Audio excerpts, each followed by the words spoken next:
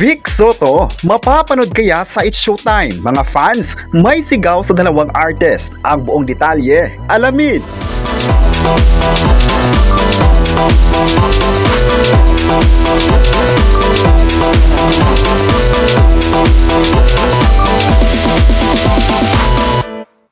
Dahil magkasama nga sa pelikulang The Greatest Showdown sina Vic Soto at Vice Ganda na intended for Metro Manila Film Festival 2026, marami ang nagsasuggest na mag-crossover sa kani-kanilang noon time show ang dalawa.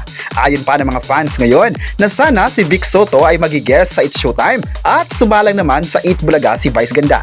Chika pa nito sa isang insider ng pelikula na magandang ideya raw ito pero hindi pa nga raw na pag-usapan.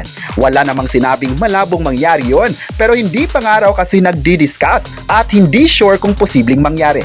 Pero ang bongga nga raw ng promotions na Greatest Showdown kung may crossover na mangyari na si Bossing Vic ay mapapanood sa Kapamilya Kapuso Noon Time Show at si Vice Ganda naman ay makipagkulitan sa The Barkads ng Eat Bulaga.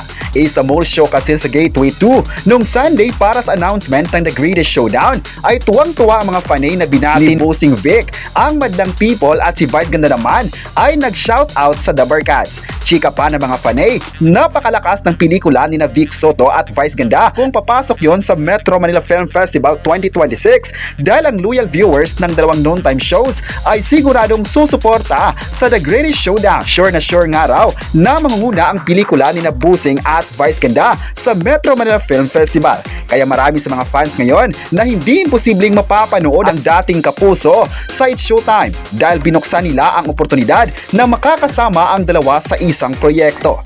May nagsabi naman na hindi imposible talaga ito dahil wala ng network war sa mga noon time shows. Ang ABS-CBN at GMA Network ay collab sa It's Showtime so ang ginawa ng dalawa baka collab na rin ang It's Showtime sa Eat Bulaga in the future.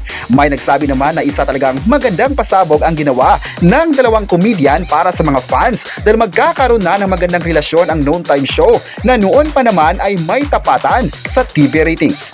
May nagsabi naman kung magi-guest si Vic Soto sa It's Showtime ay magiging trending ito sa online kung saan marami sa mga kapamilya at kapatid viewers ang sasaya. Marami din ang manunood sa It's Showtime dahil posibleng first time itong mangyari sa Philippine entertainment.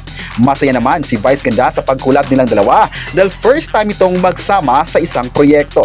Marami naman talaga ang nagre-request na sana mangyari ito para mahinto na ang competition sa TV dahil ang gusto lang naman ng mga ito ay may palabas ng Pinas ang mga dekalidad na contents sa buong mundo. Hindi talaga mapapagod ang mga sumusuporta sa dalawang noon time show dahil the best ang kanilang pagpapasiya sa mga audience. Kaya inaabangan talaga nila ang pagkakataong ito na mapapanood si Vic Soto sa It's Showtime. Kayo, ano ang masabi nyo na nagre-request ang mga fans na i-guest sa It's Showtime si Vic Soto? I-comment na kung gusto mo ba siyang mag-crossover sa noon time at huwag kalimutang i-subscribe ang ating YouTube channel.